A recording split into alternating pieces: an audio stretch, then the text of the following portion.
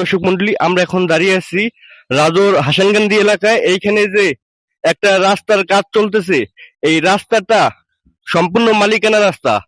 এই রাস্তায় মালিকানা রাস্তা হলেও মালিকদের কাছ থেকে না জানিয়েই অবৈধভাবে তাদের জায়গা দখল করেছে। খাল কেটে প্রায় অনেক সম্পত্তি নষ্ট করেছে, এমনকি তরতাজা গাছ নষ্ট করে ফেলছে। জায়গার ভুক্তভোগী তাদের কাছ থেকে আমরা শুনবো আসলে কি হয়েছে এখানে। আপনাদের জায়গা এইখানে যে রাস্তা হয়েছে আপনাদের অনুমতি ছাড়া কিভাবে নিল? এই যে আমার মা আমার বোন থাকে ইটালিতে, আমার বাপ ছিল, আমার বাপ নাই। আমার বাপ মোটামুটি ভাবে সামাজিক ভাবে চলিয়ে ফিরিয়ে বেড়াইতো, সবাই তারা ডাকতো, কিন্তু আমার বাবা মারা গেছে। কিন্তু আমার বোন সেই ইটালিতে আছে। আমি আমার মার পাশে থাকি না, যে কোনো কারণবশত আমি যে বাড়ি করছি আলাদাভাবে। তাই আলাদাভাবে যখন বাড়ি করার পরে আমার মার খবরাবর আমার যতটুকু যা সামাজিকভাবে সম্ভব এইভাবে আমি নিচ্ছি, এবং আমার বোনের সাথে ওইভাবেই চলাফেরা করতেছি এবং করি। তাহলে এখন ইদানিং এখান দিয়া একটা রাস্তার আলাবলা শুনছি, রাস্তার আলাবলা শুনতেছি যে রাস্তা এখান আমাকে রাস্তা হবে। তাই রাস্তার মালিক হলো মেম্বার কাটতে আছে। পরে আমি মেম্বারের সাথে, যে আমাদের এই ওয়ার্ড মেম্বারের সাথে আমি ফোন দিলাম যে ভাই কি অবস্থা। তা ওনার সাথে আমি একটু বড় ভাই ওই হিসাবে দাবিজনক কথা বলছি। আমি তো সেটা কথাবার্তা বললাম যে ভাই আপনি এইভাবে জিনিসগুলো করেন না, আমার বাপের সম্পদ আপনি রাস্তা কাটতে যান, আমার বাপের সম্পদ আপনি মাপতে যান।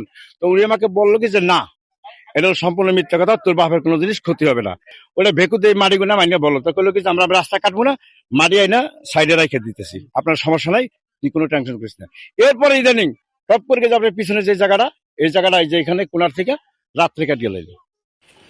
আমরা এখন কথা বলবো এলাকার একজন গণ্যমান্য ব্যক্তির সাথে, যিনি জনাব ইকবাল হোসেন হাওলাদার। আমরা যা শুনলাম এর আগেও তিনি ফিরে দিতে গেলে তারপরেও ভুক্তভোগীরা তাদের কথা না শুনে তাদের বিরুদ্ধে কার্যক্রম চালায়। আমরা শুনবো আসলে কি হয়েছে এখানে। ইসলাম হাওলাদারের মেয়ে শাহিদা, তার বা পৈতৃক সম্পত্তি, এলাকার কিছু সন্ত্রাসী বলা চলে, তা না হলে তারা রাতের অন্ধকারে তাদের সেই হালট এবং তার নিজস্ব পৈতৃক সম্পত্তির উপর দিয়ে জোর করে রাতের অন্ধকারে রাস্তাঘাটে নিয়ে গেছে। আমি এর পূর্বে আমি আইসা তাদেরকে জায়গা দেখাই দিছিলাম যে এই সাইড দিয়ে জায়গাটা দিয়া সুন্দরভাবে তোমরা রাস্তা নাও। সে জায়গা তো নিয়েছি, প্লাস তার পৈতৃক সম্পত্তি গর্ত করিয়া তার 10টা গাছও কেটে ফেলছে, এবং বড় একটা গাছ যার দাম অন্তত 50,000 টাকা, সেই গাছটার গোড়া থেকে মাটি নিয়ে গেছে 10 ফিট গভীর করে। হয়তো গাছটা কোনো বাতাস আসলে ভেঙে পড়ে যাবে। তো এটার জন্য আমি ওদের উপযুক্ত শাস্তি চাই।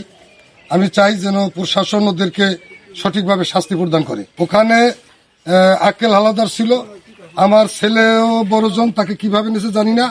রানা হাওলাদার ও ছিল, বেলাল হাওলাদারও ছিল, আরো তাদের সাথে আরো অনেকে ছিল।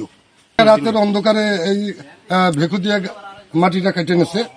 এটা আসলে খুব অন্যায় কাজ করছে, এটা তাদের করা ঠিক হয় নাই। একজনের পৈতৃক সম্পত্তি এইভাবে তাদেরকে না জানাইয়া জোর কইরা রাতের অন্ধকারে গর্ত কইরা রাস্তা কাটবে, এটা আমি আমার জীবনে আমি এটা শুনি নাই। তাই আমি চাই আইনের আওতায় আইনের বিচার করা হোক।